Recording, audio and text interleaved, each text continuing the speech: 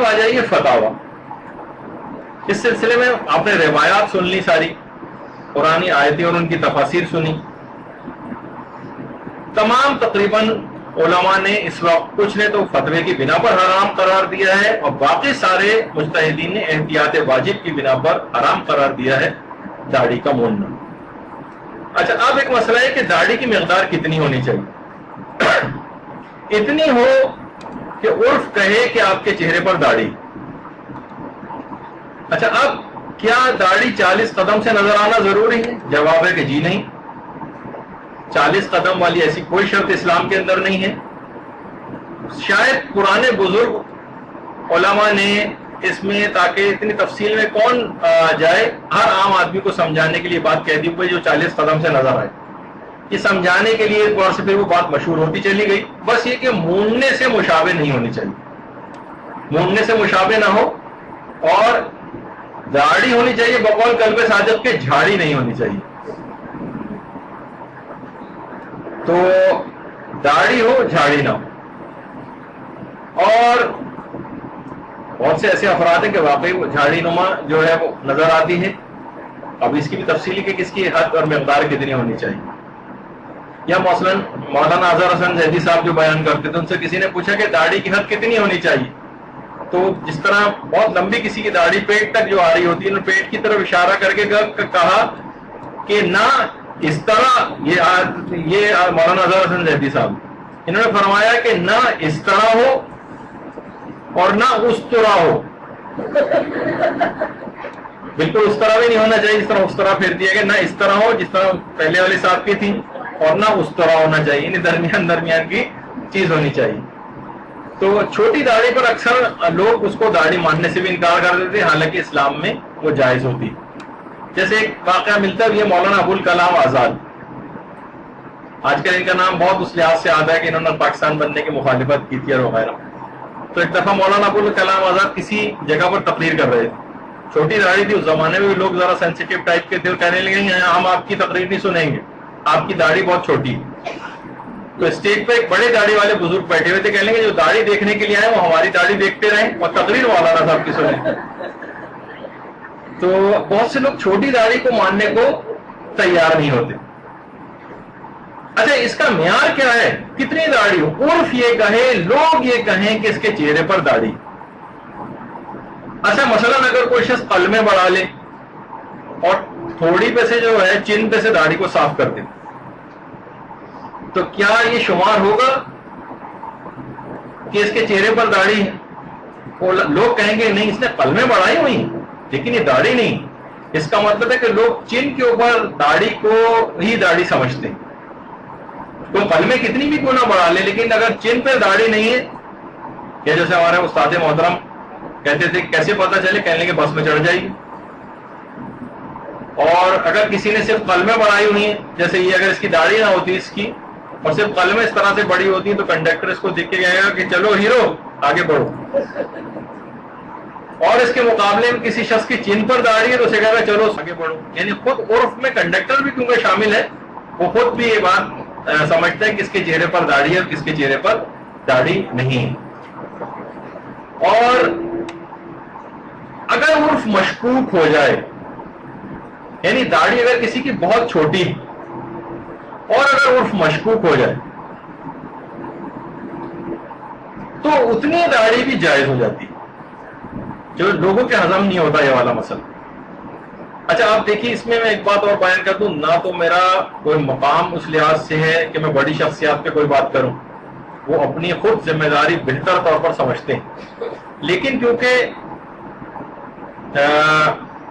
ہمارے بہت سے خطبہ اور ذاکرین, جیسے اس سے پہلے بھی بات بیان ہوئی تھی, لوگ ان کو مثال کے طور پر لے کے آتے ہیں, بھائی ان کی بھی تو داڑھی نہیں, جبکہ جس اعتبار سے, یعنی جب کبھی بھی کم سے کم میں نے ان کو دیکھا ہے, جیسے لوگ عام طور پر ہمارے بہت بڑے شیعہ عالم دین پاکستان کے علامہ طالب جوہری صاحب کو لے کر آتے ہیں. اب ظاہر ہے کہ کتنے بڑے عالم دین ہیں, اپنی خود سمجھتے ہیں کہ اپنی ذمہ داری ان کی کیا ہے, تو لوگ عام طور پر بہت, اگر چھوٹی داڑھی ہے تو اس کو داڑھی ماننے سے انکار کر دیتے ہیں. حالانکہ اگر, بلکہ ہم نے یہ بھی کہا کہ لوگ کچھ کہیں گے داڑھی ہے, کچھ کہیں داڑھی نہیں, عرف اگر مشکوک بھی ہو جائے تب بھی وہ داڑھی جائز ہوتی. یہ مثال کے طور پر لکھے آئے، ورنہ کوئی شخصیت کے اوپر بات کرنا مراد نہیں.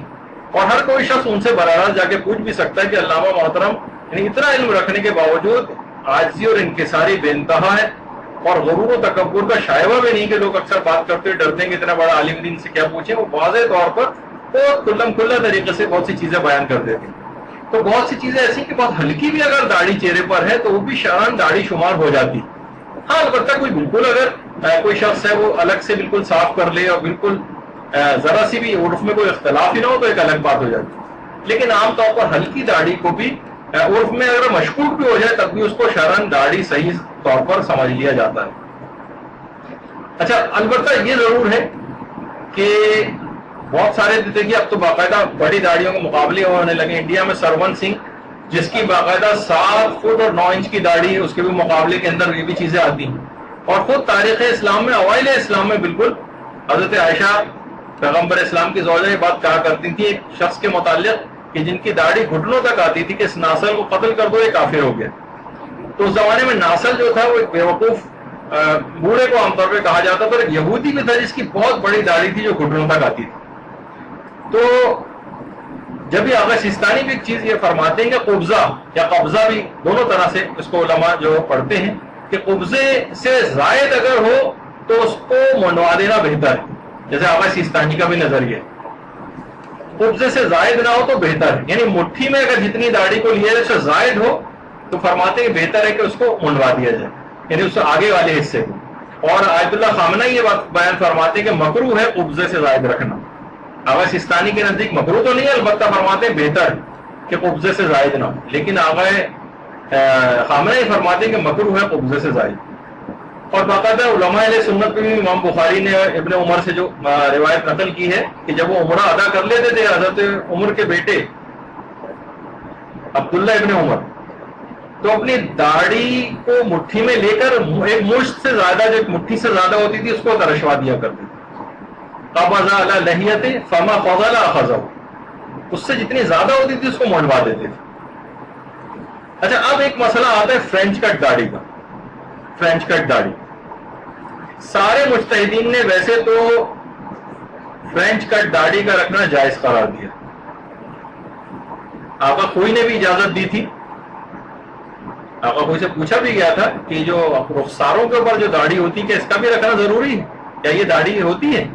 تو آقا کوئی نے فرمایا تھا رخساروں پر جو بال ہوتے ہیں وہ داڑھی نہیں، جو چیز منڈوانا حرام ہے وہ ہے جو تھوڑی پہ ہوتی چین پہ، اس کا منڈوانا جو ہے وہ حرام ہے.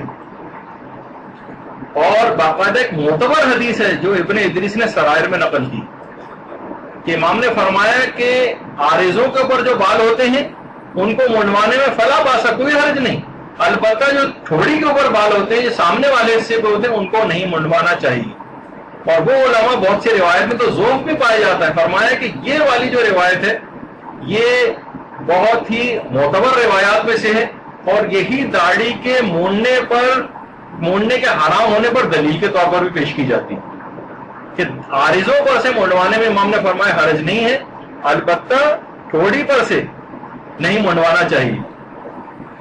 تو بہرحال اس سے بھی بات پتہ چلی. تو سارے علماء تو یہ بات بیان فرماتے ہیں کہ فرینچ کٹ داڑھی کا رکھنا جائز ہے سوائے آغا سیستانی کے کہ وہ یہ فرماتے ہیں کہ احتیاط واجب یہ ہے. اوپر والا صرف پڑھیے گا بھی، احتیاط واجب یہ ہے کہ فرینچ کٹ داڑھی کا رکھنا بھی جائز نہیں ہے. لیکن اس کے باوجود بھی اچھا دیکھیے جو فرینچ کٹ داڑھی ہے اس کو فارسی میں ریشے پروفیسوری کہتے ہیں، یعنی پروفیسروں والی جو داڑھی ہوتی ہے جو بالکل فرینچ کٹ جو رکھی جاتی ہے. تو اگر پھر بھی کوئی آغا سیستانی کا مقلد رکھنا چاہے فرینچ کٹ داڑھی تو احتیاط واجب میں العالم فالعالم کی رعایت کرتے ہوئے اگر اس کے نزدیک آیت اللہ وحید خراسانی فل عالم کے طور پر ہیں تو وہ اجازت دیتے ہیں فرینچ کٹ داڑھی رکھنے کی. اس مسئلے میں آیت اللہ وحید خراسانی کی طرف رجوع کر لیں اور فرینچ کٹ داڑھی رکھ لیں کیونکہ احتیاط واجب میں رجوع کی گنجائش ہے. اور باقی علماء تو ویسے ہی اجازت دیتے ہیں. اور اگر کوئی آیت اللہ خامنہی کی تقلید میں ہے تو آیت اللہ خامنہی کے 2 الگ الگ ٹائپ کے فتوے ہیں جس سے ہم بڑے کنفیوز ہو گئے. علماء سے دریافت کرنا پڑے گا. کہیں انہوں نے کہا کہ پوچھا کہ داڑھی فرینچ کٹ رکھی جا سکتی ہے؟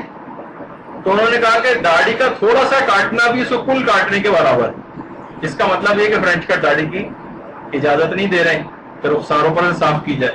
کہیں جواب یہ دیا کہ اگر وہ معاشرے میں عرف کے اندر وہی داڑھی سمجھی جا رہی ہے تو پھر رکھنے کی اجازت ہے. تو کنفیوزنگ قسم کا ہو گیا ہمارے لیے. تو بہرحال اگر کوئی شخص احتیاط کرے اس مسئلے میں، اور جب تک ان کا صحیح طور پر مسئلہ پتہ نہ چلے، جب تک فرینچ کٹ داڑھی ان کے مقلدین نہ رکھیں، یا علماء سے رجوع کر لیں گے اگر صحیح بات ان کو پتہ چل جائے. اور باقاعدہ شیخ بھائی جو ہمارے پرانے بزرگ علماء میں سے رہے ہیں، وہ تو فرماتے تھے کہ داڑھی کا موننا ایسا ہی ہے جیسے تمام گناہ کبیرہ کا انجام دینا، جس کے اندر ایسا ہی ہے جیسے مثلاً قمار یعنی جوا کھیلنا، جادو کرنا، رشوت لینا. اور فرماتے کہ علماء اعلام میں سے کوئی ایک شخص بھی ایسا نہیں گزرا ہے جو کہ اس کی حرمت کا قائل نہ. باقاعدہ کتاب الاعتقادات میں شیخ بھائی نے اس بات کو لکھا. اور یہ بات یاد رکھنی چاہیے کہ دیکھیے بہت سارے اگر گناہ صغیرہ بھی ہیں تو صغیرہ گناہ مل مل کے کبیرہ بن جائیں گے. اب سوچیے کہ کتنا قیامت کے دن پہنچیں گے تو یہی صغیرہ پہاڑوں کے برابر جب بار بار پوری زندگی انسان داڑھی مونتا رہے گا تو کتنا بوجھ ان صغیرہ گناہوں کا مل کے کبیرہ بن جائے گا.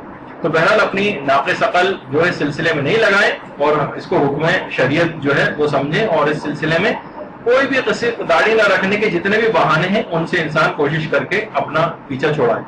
لوگ جو کہتے ہیں کہ جناب اب دیکھیے ہمارے کتنے علماء جو ہے اس سلسلے میں کتنی خوبصورت ہمارے علماء کی جو ہے وہ داڑیاں جو ہے وہ رہیں، اور کتنی خوبصورت ہیں. اگر ان سب افراد کو اگر آپ چشم تصور سے دیکھیں گے جو اگر بغیر داڑھی کے، تو ان کا وہ وقار آپ کو نہیں نظر آئے گا جو داڑھیوں کے ساتھ. عبد اللہ خان نے اب دیکھیں وہ تو واصل جہنم ہو چکا جو برابر میں بغیر داڑھی کے قذافی جو بیٹھا ہوا ہے، اور وہ اسی طرح سے پیغمبر اسلام اس طرح کر رہی ہے تو نفرت سے منہ پھیر لیتے اس طرح پیٹ موڑ کے غالباً بیٹھے ہوئے اس سے. تو بہرحال ہمارے علماء کی داڑیاں وہ اگر آپ اس لحاظ سے دیکھیں. پھر داڑھی موننے کا جو سامان بیچنے کا لوگ اکثر کہتے ہیں، بہت سے لوگوں کے سٹورز بھی ہوتے ہیں کہ بلیڈ بیچنا اور شیونگ جو ریزرز ہیں وہ بیچنا کیسا ہے. تو یہ بیچنے کی تو اجازت ہے کیونکہ دونوں طرح کے کاموں میں یہ چیزیں جو ہے استعمال ہو رہی ہوتی ہیں. تو داڑھی کا جو بیچنا ہے وہ بھی جو ہے اجازت اس کی ہے. اور داڑھی موننے کی اجرت لینا کیسا ہے؟ تو تمام علماء نے کہا کہ داڑھی موننے کی اجرت لینا یہ بھی احتیاط واجب کے طور پر حرام ہے. اور بہت سارے وہ افراد کے جب تک داڑیاں مون چکے ہیں لوگوں کی اس کے لیے اجرت لیے بہت سے نائی حضرات، ان کو جو لوگ پتہ ہے ان کو پیسے جا کر واپس کریں. اور اگر حرام پیسوں کے ساتھ یہ حلال پیسوں کے ساتھ یہ حرام پیسے مکس ہو گئے اور اب نہ ان کا مالک پتہ ہے نہ اس کی مقدار پتہ ہے تو ان پیسوں کا خمس نکالی. اور باقاعدہ آقا کوئی سے تو یہ سوال بھی پوچھا گیا تھا کہ جو بینک کے حوالے سے بھی تھا کہ بہت سارے افراد کے جو کہ بینک کی جاب کرتے ہیں وہ کیا کسی جگہ پیش امامی جو کر سکتے ہیں؟ تو جواب آیا کہ جائز نہیں سوائے اس کے کہ کوئی عذر شرعی ہے ان کے پاس. تو اسی طریقے سے داڑھی کے سلسلے میں کہ جو بغیر داڑھی والا شخص ہے وہ نہ نماز کی امامت بھی نہیں کر سکتا ہے. تو ان تمام چیزوں کا دماغ میں رکھنا چاہیے. اچھا اس موضوع پر دیکھیے بہت ساری کتابیں وغیرہ بھی لکھی گئی ہیں، اور اردو میں مولانا ذوالفقار زیدی صاحب کی زینت آدم ہے اگر کسی کو آپ کو بتانی ہے تو وہ، اور ایک مولانا انیس الحسنین صاحب جنہوں نے قائد اعظم کا نکاح بھی پڑھایا تھا ان کی کتاب داڑھی کا وجوب کے نام سے وہ بھی موجود ہے. بس دماغ میں آخر میں یہ بات رہنی چاہیے ہمارے کہ امیر المومنین نے یہ بات ارشاد فرمائی ہے کہ اے آدم کے بیٹے جب تم یہ دیکھو کہ اللہ سبحانہ و تعالیٰ تجھے پے در پے نعمتیں دے رہا اور تو اس کی نافرمانی کر رہا ہے تو اس سے ڈرتے رہنا. یعنی اب کبھی بھی کوئی عذاب آ سکتا ہے، یعنی تم روزانہ داڑھی مونڈ رہے ہو لیکن پھر بھی عذاب نہیں آ رہا، تجھے نعمتیں بھی دے رہے ہیں اور مہلت پہ مہلت دیے چلے جا رہے ہیں، ہم نافرمانی سے باز نہیں آ رہے. اور جب بھی یہ بات کہی گئی یہ بھی امیر المومنین نہج البلاغہ میں کہ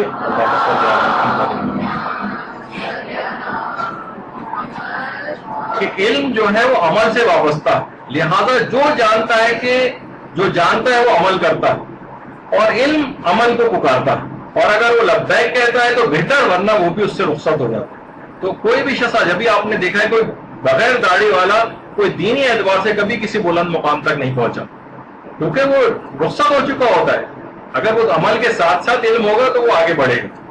اور جب انسان اس دنیا میں آخرت میں جائے بہتر ہے کہ اس کے چہرے کے اوپر اس طرح سے وہ زینت ہو جو پروردگار نے جو تحفے اور گفٹ کے طور پر اس کو عطا کی ہے جب انسان اس دنیا سے جائے تو موصوفات کی شکل میں نہ جائے بلکہ اس آسان تقویم پر جائے جو بہترین صورت میں اس نے انسان کو پیدا کیا.